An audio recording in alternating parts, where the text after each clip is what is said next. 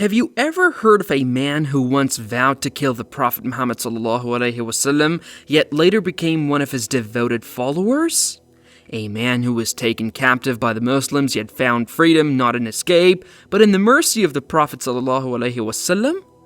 Today we uncover the incredible story of Thumamah bin Uthal radiyallahu anhu, a leader who transformed from an enemy of Islam into one of its most honored companions. It was in the 6th year following the Hijrah that the Prophet ﷺ decided to broaden the extent of his mission. He invited the rulers of the Arabian Peninsula and its neighboring regions to Islam in 8 separate letters. Of these kings, Thumamah ibn Uthal was one.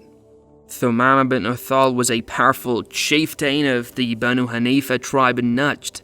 A fierce warrior and a staunch opponent of Islam, he was among those who persecuted the Muslims, one of the rulers of Yamama, whose word no one dared to challenge or disobey.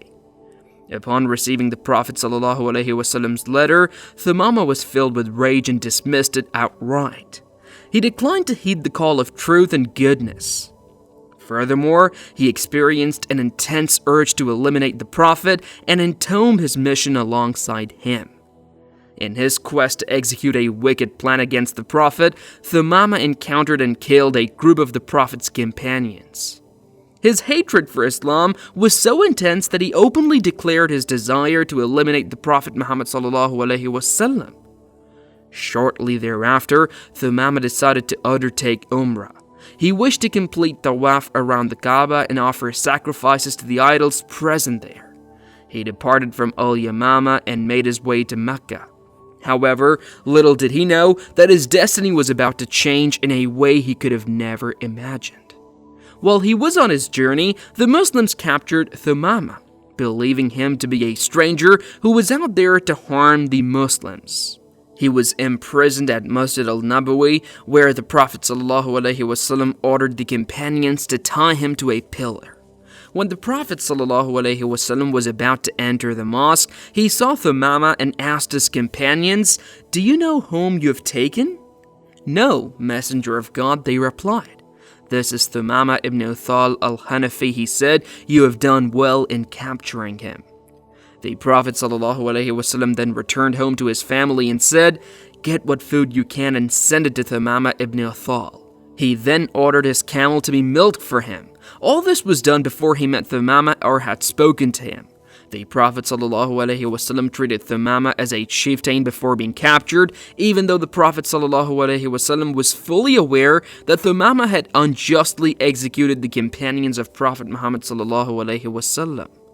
For 3 days, Thumamah remained there, observing the Muslims, listening to the words of the Prophet ﷺ, and witnessing the character of the believers. Each day, the Prophet ﷺ would approach him and ask, "What do you have to say, O Thumamah?"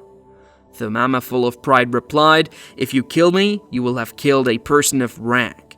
If you want wealth, ask for it and I'll give you whatever you demand. But if you let me go, you will find me grateful." The Prophet Muhammad ﷺ did not punish Thumamah for his past crimes. Instead, on the 3rd day, he simply ordered, "Release him." This act of mercy stunned Thumamah. The Prophet ﷺ did not seek revenge. He did not demand wealth. Instead, he let his former enemy go completely free. Upon being freed, Thumamah did not run back to his people.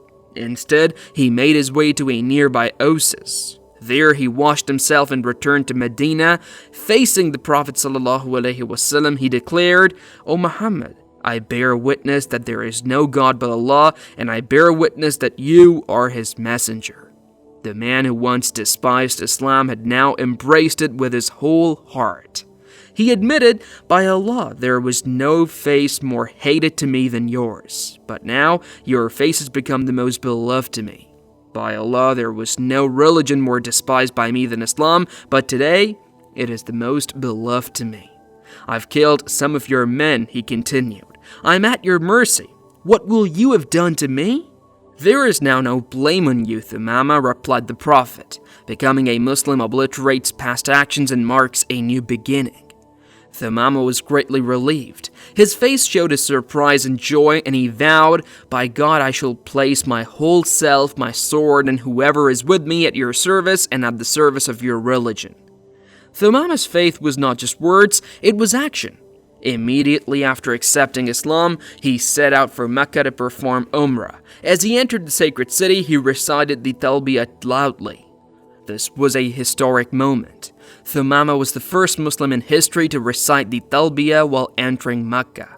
He recited the Talbiyah so loudly that everyone could hear it even from a far distance.